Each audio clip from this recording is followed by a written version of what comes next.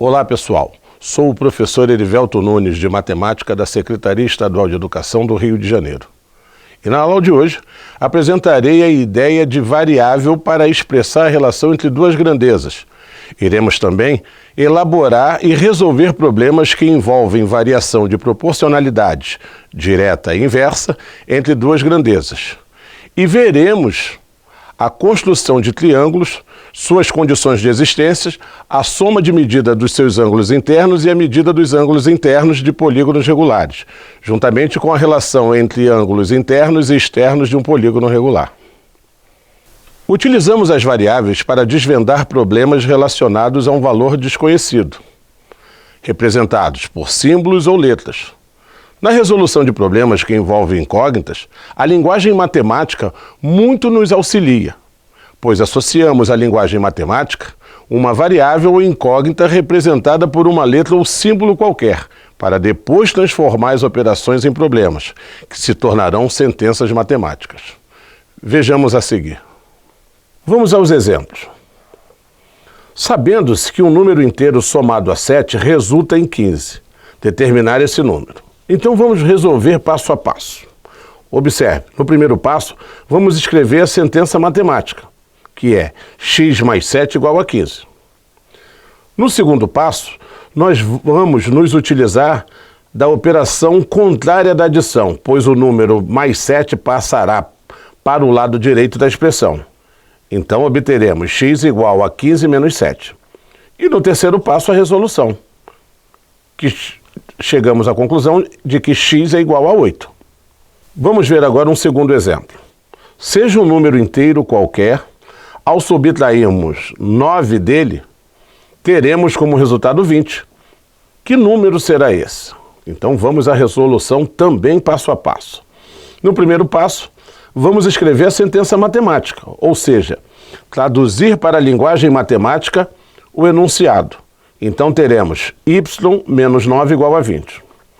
No segundo passo, vamos nos utilizar da operação contrária da subtração, pois o número menos 9 passará para o lado direito da expressão. Assim obteremos y igual a 20 mais 9. E no terceiro passo, a resolução, y igual a 20. É importante destacar que toda operação tem a sua operação inversa. Por exemplo, a operação inversa da adição é a subtração. A operação inversa da multiplicação é a divisão. A mesma explicação serve para o contrário. Operação inversa da subtração, adição, operação inversa da divisão, multiplicação. Vamos pensar agora em sequências numéricas. Bem, nessa aula vamos começar definindo o que vem a ser sequências. Existem diferentes tipos de sequências. Elas podem ser crescentes, decrescentes, constantes, mistas, numéricas e literais. Vejamos alguns exemplos de sequência. Na letra A temos 1, 2, 3, 4, 5, 6. Sequência de números naturais não nulos, né? Porque não temos o zero aí. Na letra B temos 1, 3, 5, 7, 9, que representa uma sequência de números ímpares. Na letra C, temos 2, 4, 6, 8 e 10, sequência de número pares, excludente ao zero. Observe que o zero não aparece nessa sequência. Na letra D, temos A, B, C, D, E. É uma sequência genérica, pois ela está sendo representada por partes literais, por letras. E na letra E, 3, 6, 12 e 24. É uma sequência de números dobrados. O objetivo é fazer com que você possa identificar esses diferentes tipos de sequência, de forma lógica e coerente. Vamos a mais um exemplo de sequências, só que agora por meio de situações problemas relacionadas ao nosso dia a dia. Qual será o valor do nono termo da sequência? 1, 4, 7, 10, 13, 16 e por aí vai. Para resolver, tenho que o primeiro passo seria descobrir a lógica da sequência, ou seja, saber de quanto em quanto os valores estão variando. Então, 1, 4, 3, 10, 13, 16 me permite dizer que essa sequência está variando de 3 em 3. Então eu tenho o primeiro termo é 3, o segundo termo é o termo anterior acrescido de 3, que dá igual a 4, e assim sucessivamente. Então, todos esses termos foram obtidos a partir deste critério: o antecessor acrescido de 3 unidades. Até aí, tudo bem? Então, para concluir o problema, vamos pensar no segundo passo, já que descobrimos a variação da sequência.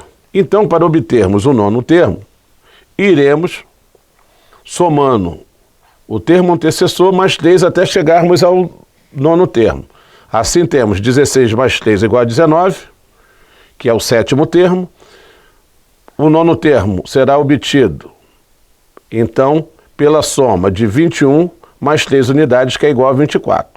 Portanto, pela sequência numérica, o nono termo será o número 24.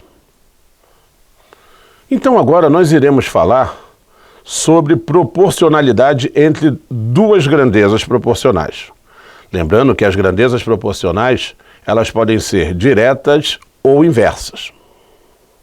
Então vamos ver algumas aplicações práticas, como essa que está disponível aí para você. A confeitaria Bolo Bom resolveu montar uma tabela para saber quantos bolos produz por hora, que são preparados em uma semana. Então, vejamos a tabela.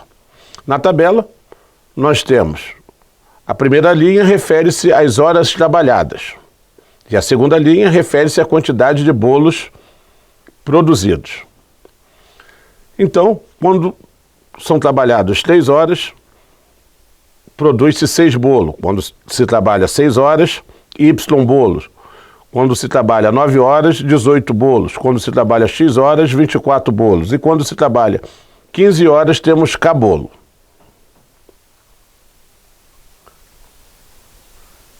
Então, com base nisso, vamos determinar o valor de Y, X e K. Vejamos. Então, vamos resolver agora o problema. No primeiro passo, temos que descobrir as incógnitas que faltam. Nesse caso, é necessário descobrir a lógica ou fazermos uma análise proporcional. Por exemplo, 3 está para 6, assim como 6 está para Y. Ou seja, se foram trabalhadas 6 horas, foram produzidos 6 bolos. Então, se foram aumentadas as horas de trabalho, ou seja, 3 horas para 6, a quantidade de bolos também será aumentada. Nota-se também que a razão é diretamente proporcional entre as horas, logo também será entre os bolos. No segundo passo, vamos aplicar a regra de 3 simples para determinarmos o valor de Y. Então teremos que 3 vezes Y é igual a 6 vezes 6. Logo chegamos à conclusão que Y corresponde a 12 bolos.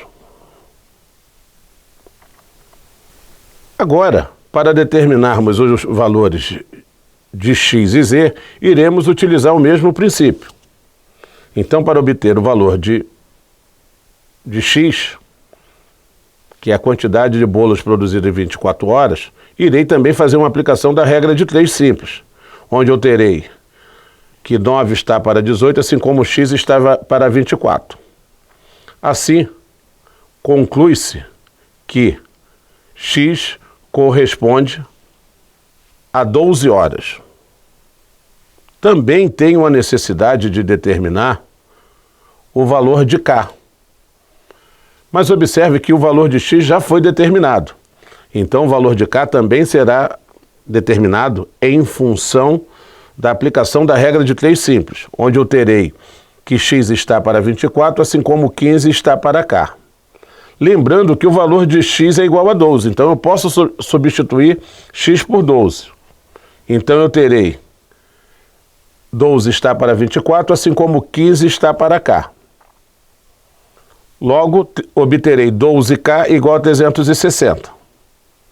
Dessa forma, concluímos que K corresponde à quantidade de 30 bolos. Vamos ver mais um exemplo. A lavadora de roupas de Pedro quebrou e não existe mais peça para seu conserto. Por isso, terá que comprar outra nova. Pedro, então, resolveu fazer uma pesquisa de preços em lojas físicas e virtuais, procurando o modelo desejado com um preço mais adequado ao seu orçamento. Por isso, fez uma tabela inicialmente com os seguintes valores de parcela, conforme vocês podem observar na tabela que se segue. E nessa tabela vocês podem observar que nós temos o número de parcelas e o valor das parcelas. Quando o número de parcelas for 2, a quantidade de parcela, o valor da parcela é R$900. Quando eu tiver 3 parcelas, o valor da parcela é R$600. Quando eu tiver 4 parcelas, o valor da parcela será R$450. E quando eu tiver 5 parcelas, o valor da parcela será X. Então, a ideia deste problema é, primeiro, verificar se essas grandezas são direta ou inversamente proporcionais. E, em seguida, saber qual é o valor da parcela quando a prestação foi dividida em 5 cotas. Então temos a resolução disso aí da seguinte forma. 4 está para 5, assim como 450 está para X. Só que para resolver isso, como as grandezas são inversamente proporcionais, existe a necessidade de se inverter uma das grandezas. Então, eu terei 5 está para 4, assim como 450 está para X. Então, com isso, podemos observar que 5 vezes X é igual a 550 vezes 4, o que implica dizer que 5x é igual a 1.800. Logo, x será igual a 360. Assim, se Pedro se decidir em comprar a lavadora de roupas no plano de 5 parcelas, cada uma dessas parcelas sairá no valor de R$360. Mudando de assunto, você sabe o que é uma equação polinomial do primeiro grau? Equação polinomial do primeiro grau é uma sentença matemática onde existe uma igualdade envolvendo letras e números. Conforme vocês podem ver, a formação, o formato de uma equação polinomial do primeiro grau é do tipo ax mais b igual a 0. Vamos ver um exemplo. Resolva as equações polinomial do primeiro grau a seguir. Na letra A, eu tenho a equação 7x menos 9 igual a 5. Então, eu irei passar o 9 do primeiro membro para o segundo, invertendo a operação. Então, eu terei 7x igual a 5 mais 9. Agora, vou repetir o 7x que está no primeiro membro e igualar com o valor da soma entre 5 e 9, que dá 14. Então eu terei 7x igual a 14. O objetivo agora é isolar x. Então o 7 que está multiplicando ele no primeiro membro passa para o segundo com a operação inversa. A operação inversa da multiplicação é a divisão. Então teremos x igual a 14 sobre 7. Dividindo 14 por 7, concluímos que x é igual a 2. Agora, vamos aprender a construir triângulos, usando régua e compasso, com a condição de existência do triângulo, e calcular medida de ângulos internos de polígonos regulares, sem fórmula. Para construirmos um triângulo, é necessário sabermos a condição de existência dele. Observe no quadro a seguir. Para um triângulo existir, é necessário aplicarmos a condição de existência, que diz que, para um triângulo existir, o maior lado de um triângulo tem que ser menor que a soma dos outros dois lados. Então vamos considerar A, B e C os lados de um triângulo qualquer, que pelas condições temos que se A é maior em relação aos outros lados, A terá que ser menor que a soma de B mais C. Mas caso B seja o maior lado, então B será menor que a soma de A mais C. Mas se C for o maior lado, então C será menor que a soma de B mais A. Veja este exemplo. Nós temos um triângulo cujas medidas são 3 centímetros, 5 centímetros e 4 centímetros. Por ser 5 o maior lado, ele será comparado em relação aos demais. Então eu tenho que 5 é menor do que 4 mais 3. Ou seja, 5 é menor do que 7. Está corretíssimo. Está provada a condição de existência do triângulo. Então, esta condição é verdadeira, pois o maior lado é menor do que a soma dos outros dois lados. Vejamos um outro exemplo, onde os lados do triângulo medem 10 centímetros, 11 centímetros e 1 centímetro. Por ser 11 o maior lado, será comparado aos outros dois lados. Observe, 11 é menor que 10 mais 1. Isso implica dizer que 11 é menor do que 11? Impossível isso acontecer. 11 é igual a 11. Então, eu não consegui provar a condição de existência do triângulo. Logo, não é possível construir um triângulo com essas medidas. Agora, vamos ver um exemplo mais arrojado. Observe. Com base nas medidas acima testadas, traçar o triângulo de lados 3 centímetros, 5 centímetros e 4 centímetros. Validado pela condição de existência, com auxílio do compasso e da régua. Então eu tenho aí para A 3 centímetros, 5 centímetros e 4 centímetros. Vamos fazer passo a passo. Primeiro passo, utilizar uma régua para desenhar uma reta suporte de 5 centímetros. Posteriormente, marque as extremidades da reta suporte, dos vértices A e B do triângulo. Em seguida, trace no papel as medidas de 4 centímetros e 3 centímetros para servirem de gabarito. Isso, com certeza, facilitará o transporte de segmentos através do uso do compasso. Utilizando o compasso, escolha um dos vértices A e B e transporte as medidas uma a uma para cada vértice nomeado na reta suporte. Dando sequência, agora pegue a régua e ligue a interseção das retas transportadas. Elas se cruzam formando o ponto C, passando a existir através do traçado os segmentos AC e BC. Agora, o seu triângulo está pronto. Vejamos a seguir. Conforme vocês podem observar na figura, tudo o que foi dito está demonstrado passo a passo em cada uma das figuras que podem ser vistas por você. Viu como é simples? Vamos pensar agora como seria possível medir a soma dos ângulos internos de um polígono regular. Observe o exemplo. Quanto mede a soma dos ângulos internos de um pentágono irregular abaixo? O que vocês acham? Como eu faço para determinar a soma dos ângulos internos desse polígono? Vejamos.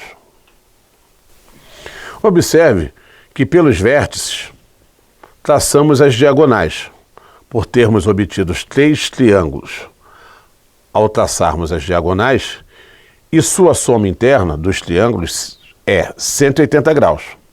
Então, para sabermos quanto mede a soma dos ângulos internos desse pentágono, façamos a conta. 3 vezes 180 graus é igual a 540 graus. Então, ainda com base nesse exemplo, temos, observe a tabela, número de lados, pentágono, 5 lados, Número de triângulos construídos a partir do pentágono, 3. Soma dos ângulos internos, 540. Medida de cada ângulo interno. Basta simplesmente pegar o valor da soma dos ângulos internos e dividir pelo número de lados que possui um pentágono, que é igual a 5. Logo, a medida de cada ângulo interno do pentágono regular é dada por 540 dividido por 5, que é igual a 108 graus. Dessa forma, é possível concluir que para determinar o valor de cada ângulo interno, bastará dividirmos a soma dos ângulos internos pelo número de ângulos. Viu como é simples? É. E assim chegamos ao final de mais uma videoaula. Aproveite os conteúdos aqui abordados, faça um resumo do material, mas não deixe de compartilhar o seu conhecimento com seus colegas. Um grande abraço e até a próxima!